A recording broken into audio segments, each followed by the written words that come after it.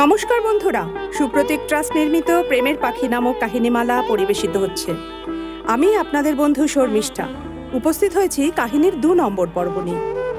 এই পর্ব থেকেই আমাদের গল্প শুরু।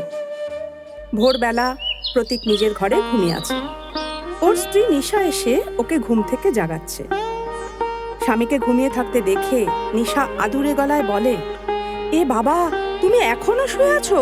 ওঠো না গো, আমার কত কাজ পড়ে আছে, আর তুমি কি না এখনো ঘুমাচ্ছ? নিশার গলার মিষ্টি সুরে প্রতীক চোখ খুলে তাকালো আর উঠে বসে বলল, আচ্ছা আচ্ছা উঠছি, আগে এসে জড়িয়ে তো ধরো।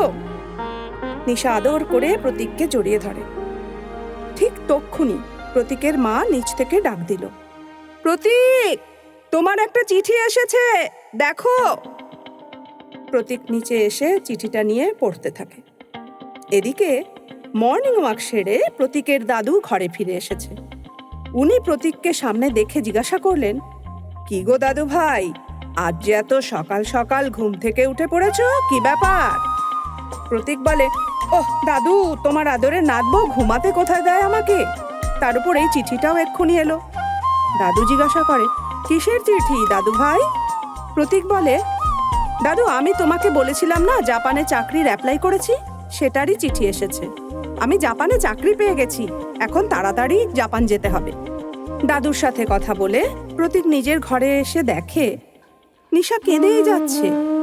প্রতীক কারণ জিজ্ঞাসা করলে প্রথমে নিশা কোনো উত্তর দিল না, কিন্তু প্রতীক বারবার জিজ্ঞাসা করাতে নিশা কাঁদো কাঁদো গলায় বলল, আমাকে ছেড়েই তুমি জাপান যাচ্ছ না? আমাকে ছেড়ে একাই জাপানে যাবে যদি আমাকে বিয়ে কেন করলে? বলো না প্রতীক, কেন এমন করলে? প্রতীক ব্যাপারটা বুঝে গিয়ে নিশাকে আদর করে বলল, আরে বাবা, আমরা দুজনেই জাপান যাচ্ছি। সরি, আমি তো তোমাকে সারপ্রাইজ দেবো ভেবেছিলাম, আর দেখো তুমি কি সব ভেবে কষ্ট পাচ্ছ। নিশা এই কথা শুনেই খুশিতে প্রতীককে জড়িয়ে ধরে। বন্ধুরা, আজ এখানেই শেষ করব।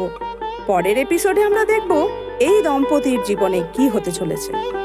এই আকর্ষণীয় কাহিনী দেখতে থাকুন। আবার দেখা হবে আগামী এপিসোডে।